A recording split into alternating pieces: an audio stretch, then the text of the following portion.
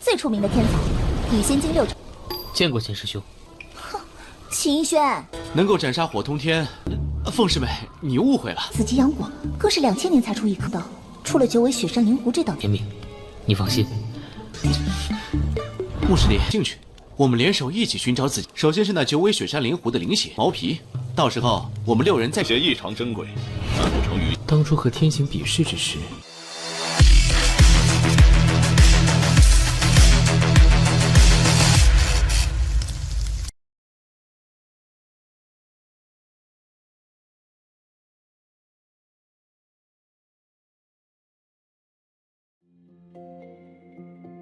Halo semua, selamat datang di Ruang Sinema. Bagaimana kabar kalian semua? Semoga selalu sehat dan baik-baik saja. Sesuai jadwal, jadi pada hari ini kita akan kembali melanjutkan series Donghua Supreme God Emperor episode terbaru, yang mana ini adalah episode yang ke-469. Bagi yang mau bergabung dengan series ini, kita sudah sediakan playlistnya. Jadi kalian bisa mudah mencari di mana episode awal dari series ini. Sebelum kita mulai episode terbarunya, kita akan melihat dulu apa saja yang telah terjadi pada episode sebelumnya, tepatnya pada episode 468. Kemarin Muyun bertanya kepada Lutong bagaimana cara dirinya bisa menjadi pengikut Tu Xing Tianfu. Ternyata tidak sembarang murid yang bisa pergi ke sana, karena hanya yang terbaik dari yang terbaik saja yang boleh pergi. Bahkan ujian masuknya tidak pernah ada yang mengetahuinya, kecuali orang-orang yang sebelumnya pernah mengikuti seleksi. Muyun paham dan berencana untuk menjadi pengikut Tu Xing Tianfu. Nah, sesaat kemudian Hua Wufeng pun datang untuk mengajak Muyun pergi bersamanya. Awalnya Muyun sempat memberikan godaan-godaan manja kepada Hua Wufeng, yang tentu saja membuat gadis ini menjadi begitu kesal kepada Muyun. Ternyata alasan dia kemari adalah untuk memberitahu Muyun mengenai sebuah harta yang dapat memulihkan kekuatan jiwanya. Hua Wufeng akan membantu Muyun dalam menemukan harta tersebut, tapi dia harus mengajari dirinya bagaimana cara untuk menguasai suara 8 naga kesunyian dalam waktu yang cepat. Nah, sekarang kita akan melanjutkan episode terbarunya. Terlihat kalau Huamir tengah menemui kakeknya yang merupakan salah satu tetua agung. Dia lalu menjelaskan apa yang telah diperbuat oleh Muyun kepada mereka. Jadi dia itu harus membalaskan dendam Huo Tongtian. Tapi tetua agung tahu betul kalau Huo Tongtian memiliki sikap yang buruk. Ia tahu hari ini cepat atau lambat pasti akan terjadi. Tapi ia tidaklah menduga kalau Muyun akan menghabisinya secara langsung. Jadi sebagai seorang kakek, tetua agung tidak akan pernah memberikan ampunan kepada Muyun. Dia tahu kalau saat ini Muyun akan pergi ke padang rumput iblis. Ini merupakan kesempatan yang bagus untuk bisa membalas dendam. Apalagi jika Muyun tidak kembali ke sekte, tidak ada yang peduli, karena mereka pasti mengira Muyun mati di sana.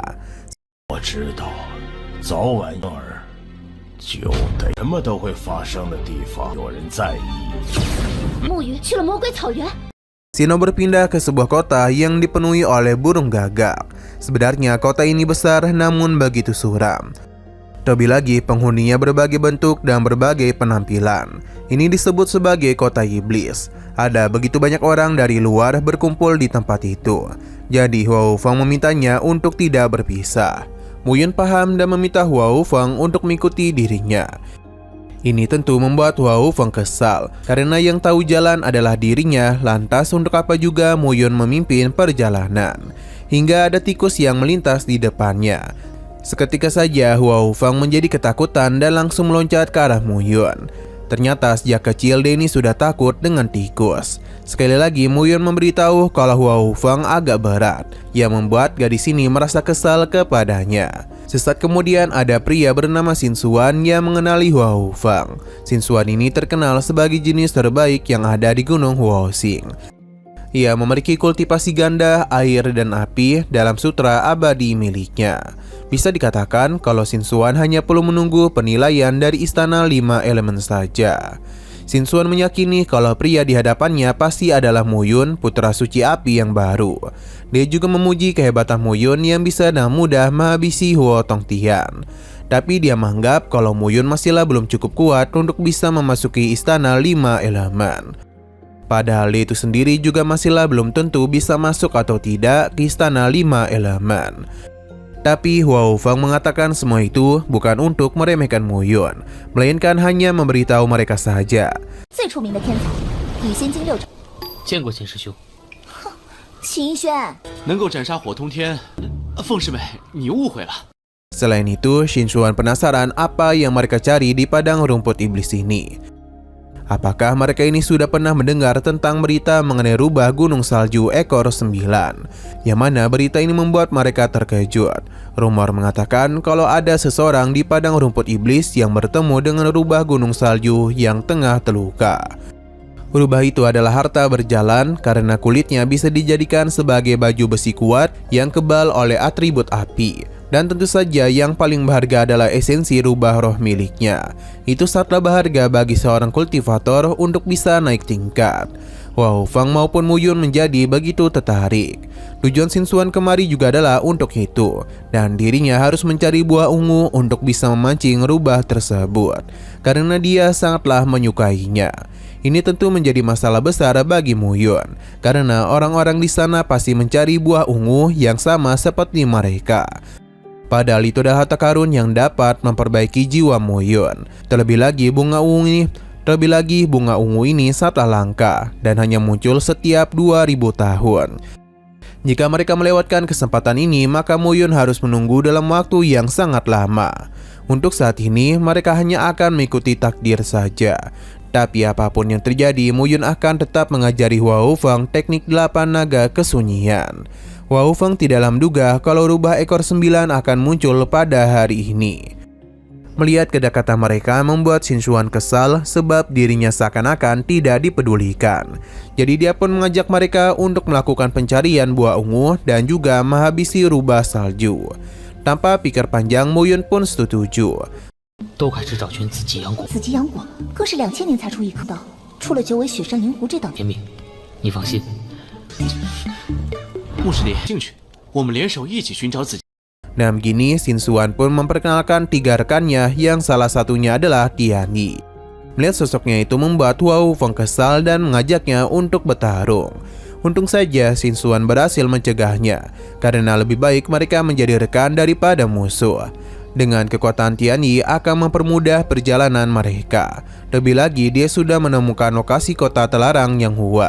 Meskipun kesal, tapi Hua Hufeng akan tetap pergi. Di sana ada gadis bernama Mu Xingtian dari sekte Shenmu dan juga pria bernama Xin Yi.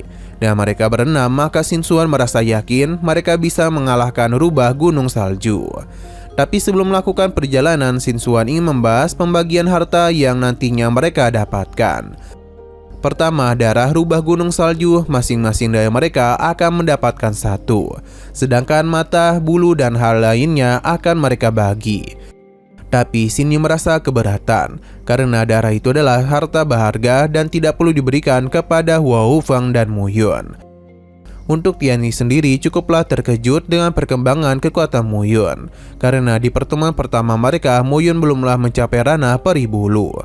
Tapi dalam waktu yang begitu singkat, dia telah mengalami perkembangan yang pesat. Dia yang sudah tahu betapa hebatnya Mu Yun memilih untuk membelanya.